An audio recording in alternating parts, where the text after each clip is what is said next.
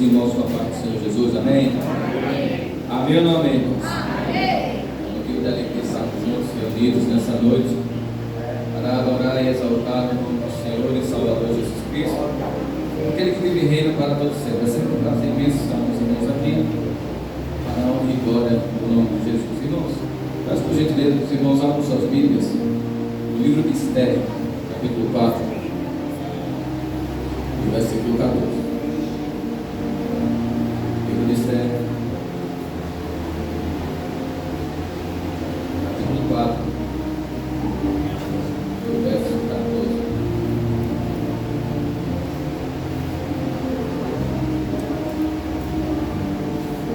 Deus junto da família, somos felizes. Livro de Esther, capítulo 4, versículo 14, quem encontrou diz amém. Os irmãos aí procurando, só parabenizo toda a missão maravilha pela vigília dessa noite. É uma bênção, foi uma maravilha. A presença de Deus se fez presente aqui. A honra e glória de Deus. Amém? Esther, capítulo 4, versículo 14, vai nos dizer. Show? Esther 4,14 vai dizer: porque se de todo te calares nesse tempo, socorro e livramento de outra parte virá para os judeus, mas tu e a casa de teu pai perecereis. E quem sabe se para tal tempo como este chegasse a esse reino? Poder sentar glorificado ao nome de Jesus.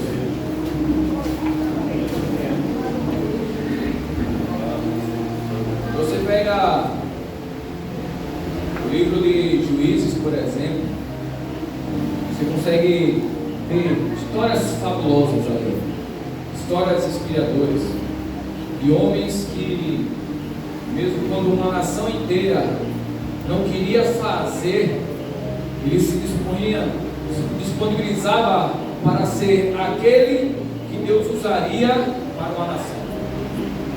Quando todos estavam com medo ou estavam debaixo de um jugo de uma nação inimiga, sempre um se levantava, capacitado por Deus, para fazer aquilo que deveria fazer e ser o juiz daquela nação.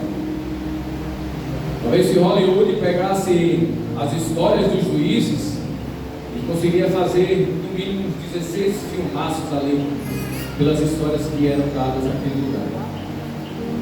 Quando eu olho para o livro de Esther até parece uma história de conto de fadas. Uma plebeia, uma mulher começa de baixo até chegar em cima. Mas essa noite eu queria destrinchar um pouquinho de alguns fatos das histórias que está inserida no livro de Esther. Eu peço que os irmãos mantenham suas Bíblias abertas, para que você tenha acompanhado comigo. Em Esther 1 vai dizer assim: sucedeu que no dia de Assuero, o Assuero que reinou desde a Índia até a Etiópia, sobre 127 províncias, no terceiro ano do seu reinado, fez um banquete a todos os seus príncipes e seus servos, estando assim perante ele o poder da Pérsia e Média, e os nobres e príncipes das províncias, para mostrar a riqueza da glória do seu reino e o esplendor da sua excelente grandeza, por muitos dias, a saber, 180 dias. Assuero agora no seu terceiro ano, ele faz um banquete, faz uma festa extraordinária, porque Assuero ele consegue ser rei sobre 127 províncias, e ele, por sua vanglória, queria mostrar isso para todas as potências daquele tempo. Ele chama os medos, chama os persas e convida para passar alguns dias ali, vendo e desfrutando de toda a sua grandeza, de todo o seu esplendor, de toda a sua grandiosidade, para mostrar quão grande era o seu reino e quão grande era o seu estatuto, o seu governo. E assim o acontece, ele passa todo esse tempo em banquetes, em palestras, em passeios com todos os príncipes daquelas províncias. Mas quando vai chegando o fim desses dias, ele promove mais 7 dias de banquete, open bar, para todo mundo, no pátio do palácio. E a Bíblia clara é quando diz que está todo mundo ali se alegrando, e quando o rei já está alegre de vinho, no 7º dia dessa festa, ele manda chamar a sua rainha, ele manda chamar a sua esposa, ele manda chamar Vasti, para vir e participar daquela festa. E não só para participar, porque o rei Assuero já tinha mostrado toda a sua província, ele já tinha mostrado o seu castelo, ele já tinha mostrado suas pratarias para comer, sua plana terra de ouro, já tinha mostrado todos os panos de linho finíssimos que ele demonstrava que tinha, ele já tinha mostrado a sua riqueza. Agora ele queria mostrar a bela esposa que ele tinha, a bela mulher que ele tinha. Aí ele manda os seus eunucos, 7 eunucos, ir lá, porque Vasti também estava fazendo uma festa paralela, e ele manda chamar Vasti e diz assim: olha, manda chamar Vasti, traga os eunucos ela e manda ela colocar na sua coroa, porque eu quero mostrar quão formosa é a esposa que eu tenho. Quando a gente olha essa história, muitas teorias demonstradas com relação a essa história, para priorizar uns, para beneficiar outros. Mas a verdade é que Vasti nega o chamado de Assuero. Por alguma causa ou razão, ela não obedece o que o rei tinha determinado. Os eunucos chamam, ela vai chamar, e ela só diz um belo não. E os eunucos voltam e dizem ao rei: ó rei, não tem Vasti não. Ele prepara a banda para tocar assim que ela chega, e quando os eunucos vão chegando, a banda começa a tocar, ele manda cortar, diz: corta, porque Vasti disse que não vinha. O rei se enfurece, o rei fica irado, o rei fica com raiva, mas ele ainda não toma decisão nenhuma, até ele começar a se aconselhar com seus conselheiros. E é interessante porque quando ele pergunta assim: olha, o que eu posso fazer com essa situação? O que eu faço com essa causa? E o conselho dos seus conselheiros é bem interessante e começa a aplicar-se para nós também. Porque ele diz assim, a partir do versículo 10: e ao 7º dia, estando já o rei mesmo, ele manda chamar, mas assim nega. No versículo 17 diz assim: porque a notícia do que fez a rainha chegará a todas as mulheres do mundo, de modo que os seus olhos desprezarão os seus maridos quando ouvirem dizer: mandou o rei Assuero que introduzisse à sua presença a rainha Vasti. Qual foi o conselho que o rei recebe? Ele diz assim: olha rei, a tua vida é um livro aberto e serve de testemunho e de exemplo para todos os seus liderados. Sabe qual é a primeira coisa que eu aprendo com essa história do livro de Esther? É que a nossa vida pode ser e é um espelho para quem olha. A nossa vida reflete aquilo que nós decidimos e fazemos, reflete diretamente na vida de alguém que está perto de nós.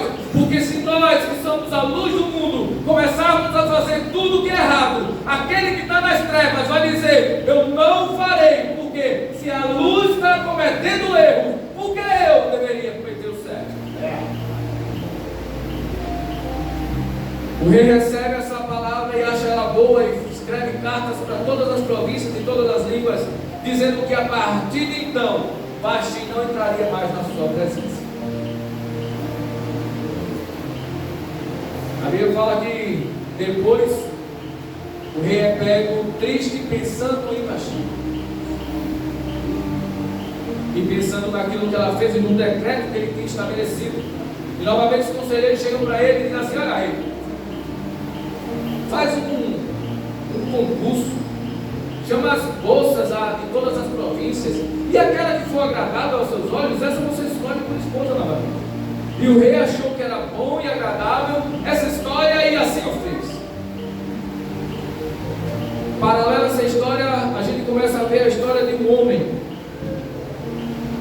que está em Esther capítulo 2, versículo 5, que diz assim: havia então um homem judeu da fortaleza de Susã, cujo nome era Mardoqueu, filho de Jair, filho de Simei, filho de Quis, homem benjamita, que foram transportados de Jerusalém com os cativos que foram levados com Jeconias, rei de Judá, o qual transportara Nabucodonosor, rei da Babilônia. Este criara Radassa, que é Esther, filha de seu tio, porque não tinha pai nem mãe, e era jovem, bela, de presença e formosa. E morrendo seu pai e sua mãe, Mardoqueu a toma por sua filha. Quem era esse Mardoqueu? O Mordecai, depende da sua tradução. Era um homem benjamita que agora tinha perdido a sua nacionalidade, tinha perdido a sua casa, tinha perdido a sua vida, porque agora ele era cativo e foi transportado por Nabucodonosor, porque Judá perde a guerra para a Babilônia, e Nabucodonosor agora pega muitos e leva como exilados, como escravos. E Mardoqueu, ele é um deles, que perde tudo, perde casa, perde emprego, perde conduta, ele perde tudo que ele tinha em Benjamim, para se tornar simplesmente cativo, ou um exilado na Babilônia. Mas deixa eu aplicar outra verdade para nossas vidas. Mardoqueu, ele perde sua casa, ele perde a sua família, ele perde o seu emprego, ele perde os seus conhecidos, ele deixa de estar na sua nacionalidade. Mas sabe uma coisa que Mardoqueu nunca perdeu e nunca vai perder? Sabe o que é? É que Mardoqueu, ele sabia que o joelho dele só se dobrava a um Deus. O joelho dele só se dobrava ao Rei dos Reis e Senhor dos Senhores. Sabe o que Mardoqueu também sabia? É que independente se ele estava ganhando ou se ele estava perdendo, o Deus que ele adorava era o Criador dos céus e da terra. Mardoqueu tinha sua adoração firmada em Deus, independente se ele estava ganhando ou se ele estava perdendo. Se ele tinha casa, ele adorava. Se ele perdia tudo, ele continuava adorando a Deus.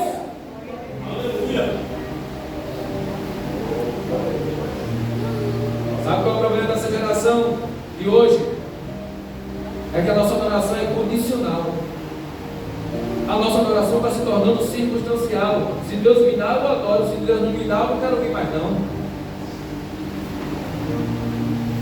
Se Deus fizer na minha vida, eu farei para Ele. Mas se Deus não fizer, eu vou fazer birra com Ele, até que Ele faça na minha vida. Mas deixa eu te falar só uma verdade: quem depende de quem? É você que depende dele. Não é Deus que não depende de você. Porque se você parar de adorar Ele, Ele continua sendo Deus. Glória a Deus. Como é que está a sua adoração na sua casa? Como está a sua adoração no seu trabalho?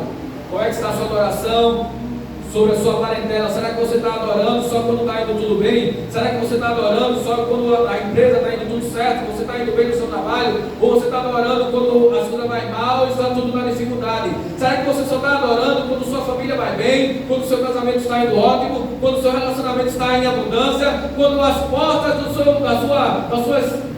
seu armário está tão abarrotado que você não consegue nem fechar? Ou será que se só tiver água na sua geladeira, você vai continuar adorando a Ele do mesmo jeito, com a mesma intensidade?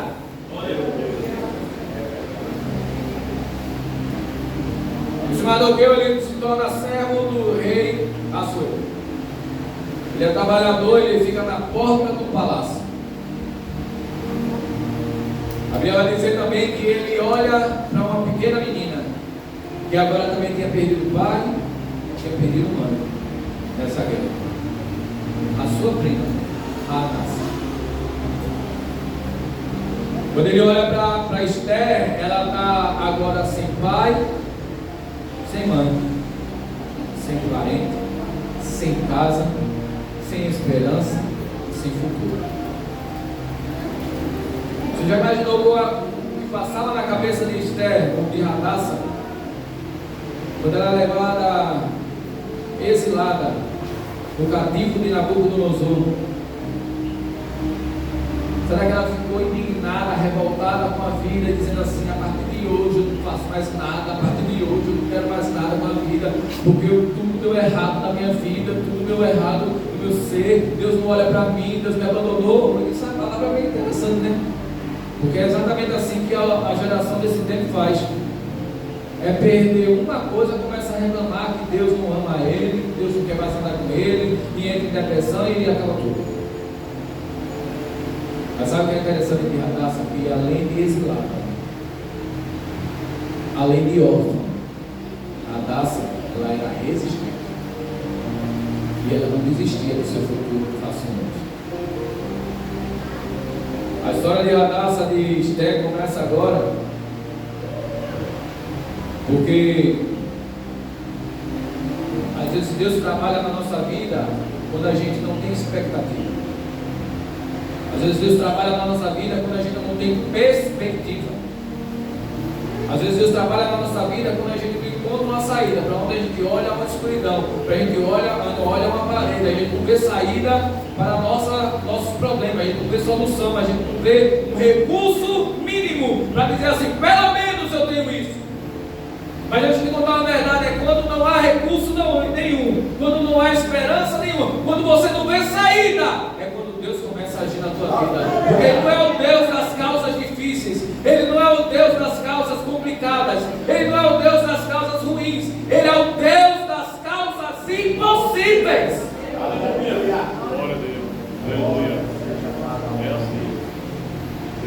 Quando você faz um paralelo da vida de Esther, da sua perspectiva e do plano que Deus tinha feito na vida dela, porque o tema da mensagem de hoje é escolhida para um propósito. Qual era a perspectiva de Esther? Exilada, órfã, estrangeira. Se eu te falei uma pergunta a você, naquele tempo, sabe o que significava? Zero à esquerda. Sem poder de voz, sem oportunidade nenhuma, mulher, estrangeira, órfã, exilada. Sabe qual era a expectativa que Esther tinha de sobreviver? A única coisa que ela tinha na cabeça dela, se eu continuar viva, já é um lucro para mim. Ela não tinha expectativa de arrumar um bom trabalho, porque naquele tempo mulher era difícil de arrumar trabalho. Ela não tinha expectativa de felicidade, porque ela dependia 100% de Mardoqueu, e se Mardoqueu chegasse a órbita, ela estava perdida no mundo. Geralmente naquele tempo, mulheres que o marido morria, ou então os parentes morriam, ela ficava só, ela não tinha herança, que ela não tivesse herança, ela tinha que, ou ia ser mendiga, ou ia ser outras coisas. O fato é que Esther não tinha expectativa nenhuma, mas paralelamente à falta de expectativa de Esther, havia um projeto de Deus na vida dela. O Deus que é grandioso habita também com os exilados e desprezados. Sabia disso? Às vezes a gente acha que Deus só trabalha na vida dos melhores. Às vezes a gente acha que Deus só trabalha na vida dos bons. Ou seja, você vê alguém pregando, você quer ver alguém fazendo, você vê alguém bem sucedido e dizendo assim, olha, Deus tem me feito prosperar. Se você pegar a vida de Davi, se você olhar Davi, o rei Davi, você diz assim, também, olha, Deus pegou e deixou ele rei. Mas se você também olhar a trajetória de Davi, Davi foi um homem que foi jurado de morte. Davi teve que correr, teve que se esconder. Por várias vezes tentaram tirar a vida de Davi para poder chegar no seu reino. Quando você olha para a vida de Esther, você não vê um começo muito fácil, você não vê uma vida em abundância, você não vê uma vida de felicidade, você vê uma vida de trabalho, de escassez e de superação. O plano de Deus para a vida de Esther é escrever uma grande história na vida de Esther. A Bíblia fala que o rei ele começa a fazer uma seleção para escolher a sua esposa. E ele pega uma multidão de mulheres e no meio está Esther. E quando eu olho para essa seleção, já vejo Deus trabalhando na vida de Esther, porque agora ela é uma judia que estava no meio de um povo que não era seu. Mas inteligentemente Mardoqueu disse assim, olha, não conta que você é de Judá, não conta que você é judeu, e deixa as coisas acontecerem. E a Bíblia diz que Esther está na seleção, e é interessante porque a Bíblia fala que em todo lugar que Esther passava, achavam graça aos seus olhos. Sabe a primeira coisa que eu aprendo com Esther? É que chamado. Tem que ter obediência e tem que ter graça. Não adianta Deus dizer assim a você: olha, eu sou contigo e eu sou da sua vida, e aí o orgulho entra no seu coração e você diz assim: agora eu faço o que eu quero.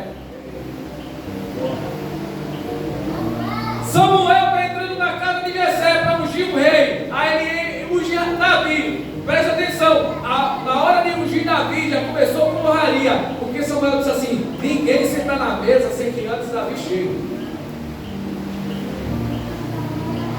Aí Davi chega, aí diz assim: qual é o problema? Não, eu vim ungir a rei. E a Bíblia fala que Samuel unge Davi a rei. Sabe o que Davi faz agora?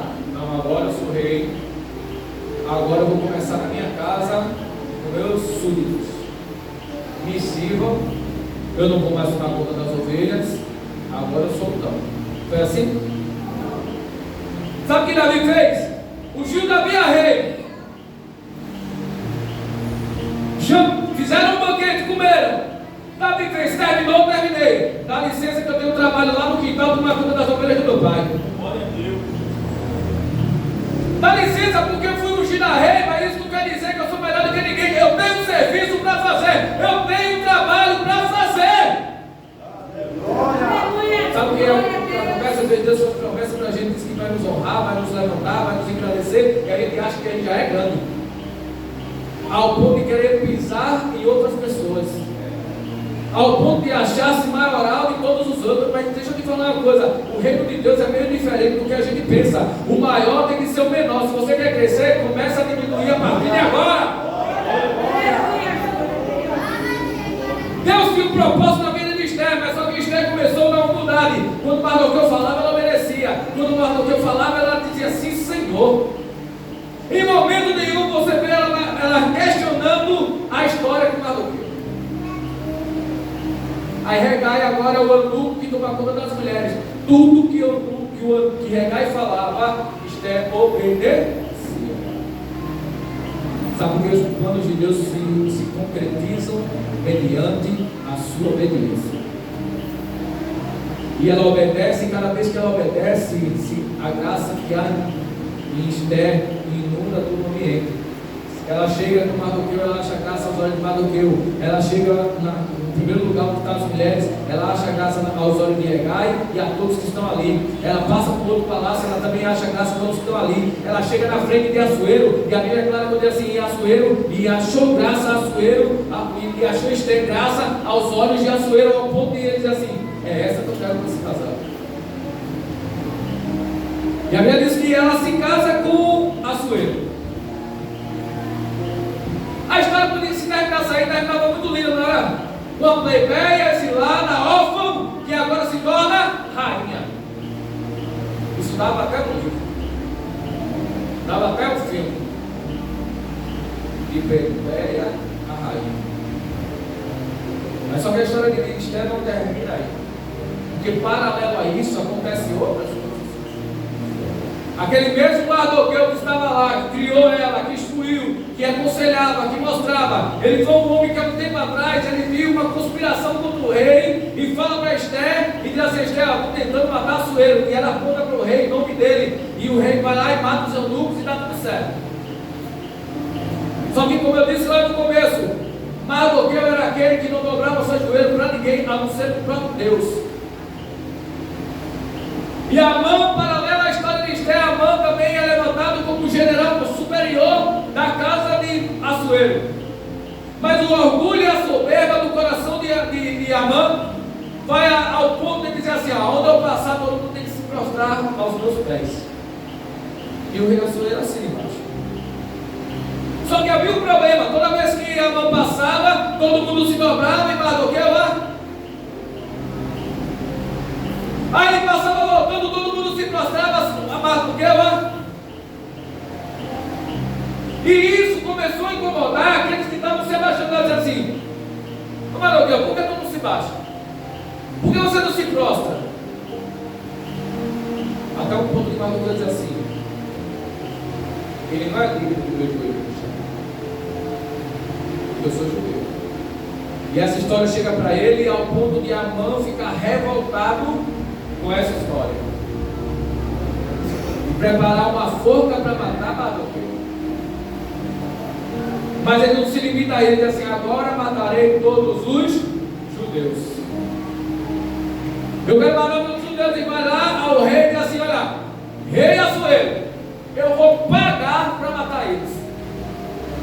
Só faço o decreto que daqui a tanto tempo eu vou entrar e vou matar todos os judeus.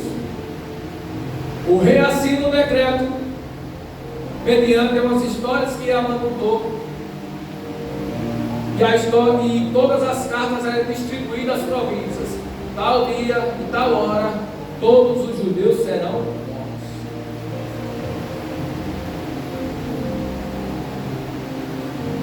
Mardoqueu, quando sabe da história, ele se rasga, se veste de cinza, aquela coisa toda, e a notícia chega para Esther: ó, Mardoqueu não está bem.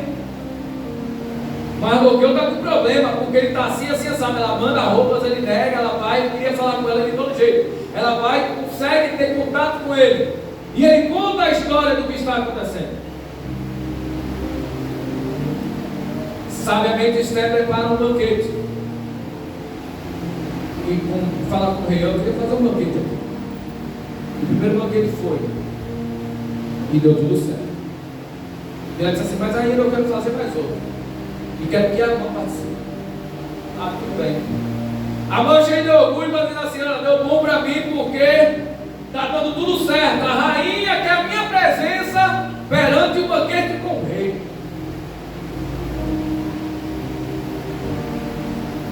Antes disso, Mardoqueu conversa com ele, e é o texto que a gente fala. Sabe por que ela estava com medo de falar com Amã, com Assuero? Porque ela disse assim: ela faz muito tempo que eu não falo com ele. E quem entra na presença do rei sem ser chamado é morto. Só que Esther é inteligente. E ela sabe que tem lutas e batalhas nas nossas casas. E não se luta com a arma física. Ela sabe que tem batalhas que não se vence com pau e pedra. Esther disse assim: olha, eu tenho uma situação difícil para lidar. E minha vida está em jogo. Minha felicidade está em jogo. Meu casamento está em jogo. Então manda todos os judeus fazer jejum e oração. Porque daqui a 3 vezes eu vou me apresentar perante o rei. Se a oração der certo e se o jejum funcionar, vai dar tudo certo. Deixa eu falar uma coisa para você: às vezes a gente está lutando com as armas erradas. A gente está tentando vencer do jeito errado. Mas irmão, eu aprendi assim, fulano fazia assim, ciclano fazia assado, meu plano também fazia. Pois é, mas só que a sua vida está na mão do Senhor. E quando as coisas se tornam difíceis para você, quando sai da sua alçada, sabe qual é o recurso que você tem que ter? O Senhor Jesus. Glória a Deus. E como é que chama a atenção dele? Jejum e oração.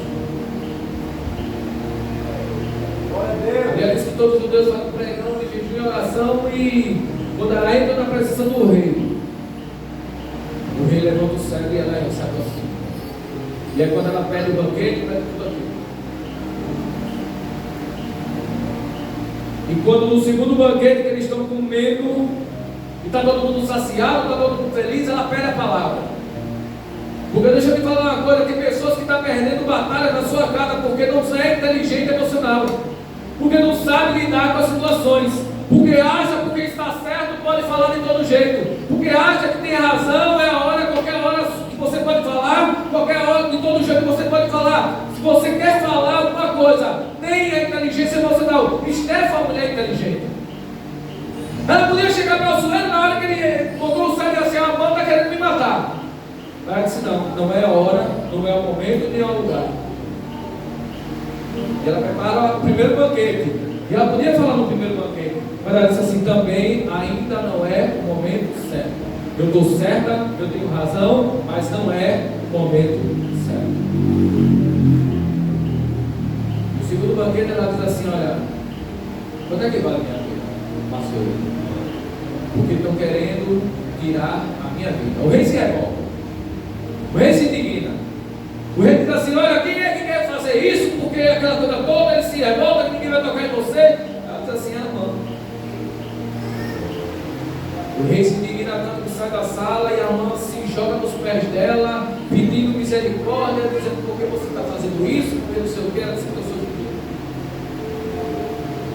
E quando o rei volta, vê aquela cena e manda enforcar Amã. A história de Esther podia terminar aí, primeiro. Uma mulher plebeia se tornou rainha, conseguiu livrar da morte o seu primo que lhe criou e todos eram felizes para sempre.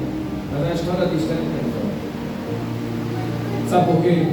Porque às vezes a gente não entende o nosso propósito. Às vezes a gente acha que nossa história já está no fim da trajetória. Às vezes a gente acha que a gente já cumpriu a nossa missão.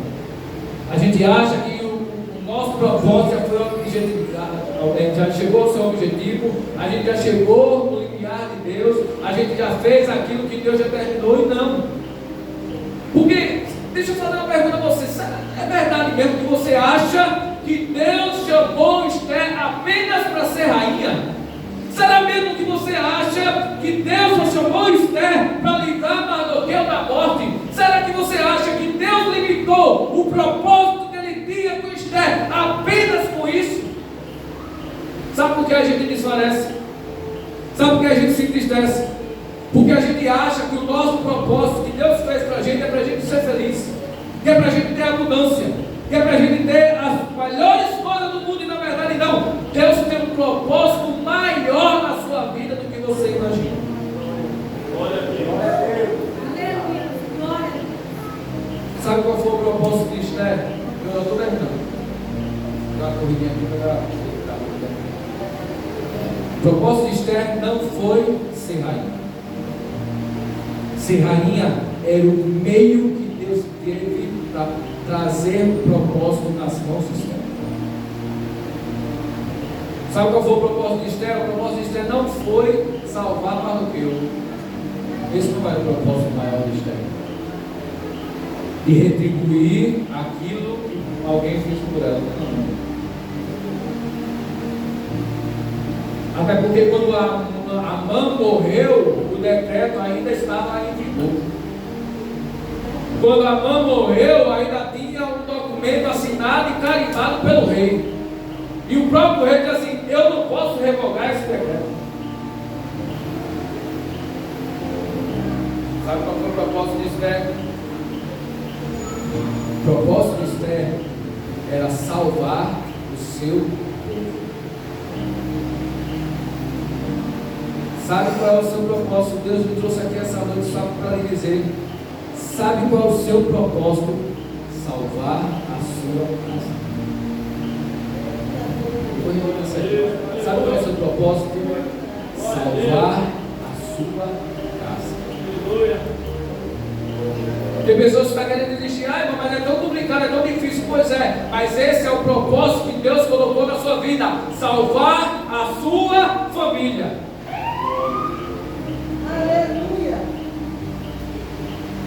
Porque a história de Esther não se resumiu e não parou em ela ser rainha ou ela em salvar Mardoqueu, mas sim em salvar o seu povo.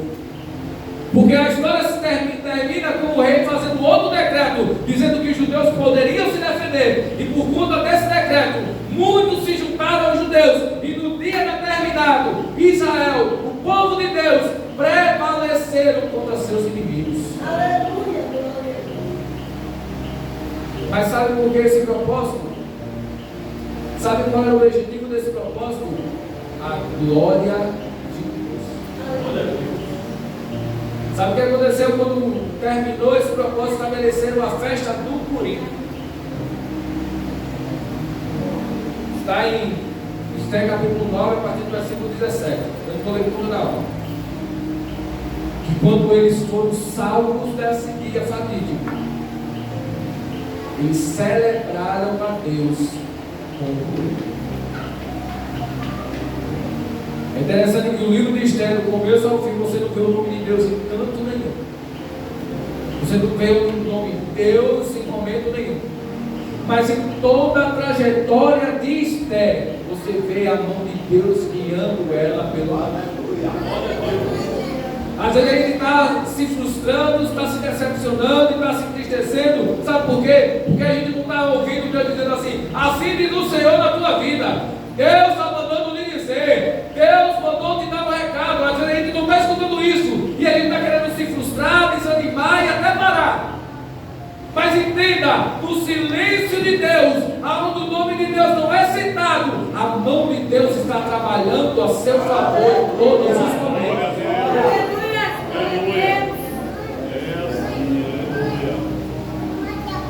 Então entenda que o autor e consumador da sua fé, aquele que escreve a sua história, ele ainda tem o controle da caneta nas suas mãos. E ele não parou de escrever a sua história. E ele ainda não parou de editar o seu ser. Sabe o que é interessante? Uma certa vez eu tenho uma Bíblia em hebraico. Certo? Alguns livros do Velho Testamento em hebraico. Eu peguei a Bíblia uma vez, eu dei a uma certa pessoa, mas que foi. Assim, vê se tu consegue entender aí, Ale. Aí essa pessoa olhou, disse, não consigo entender não, porque é meio bagunçado isso aqui, não sei o quê. Eu disse, não. É porque o hebraico, ele é escrito de trás para frente. E quando eu falei isso, eu fiquei meditando e Deus me deu uma mensagem tão linda, tão interessante. Sabe o que ele disse? Às vezes a gente está pensando igual essa pessoa, achando que nossa vida está uma bagunça, está difícil de entender, difícil de saber para onde vai e para onde vem. Mas quando a gente está tentando ler daqui para cá, Deus já escreveu o nosso final e está escrevendo a nossa história, está tudo escrito na sua vida. Glória a Deus. Porque quando a gente pensa que Deus ainda está escrevendo aqui, Ele já tem terminado a nossa história e já tem escrito todas as páginas da nossa vida. Então, se você está na mão do Senhor, assim como está, descanse nele, porque Ele é o dono de tudo e Ele nunca vai nos abandonar. Amém? E eu agradeço a oportunidade em nome de Jesus.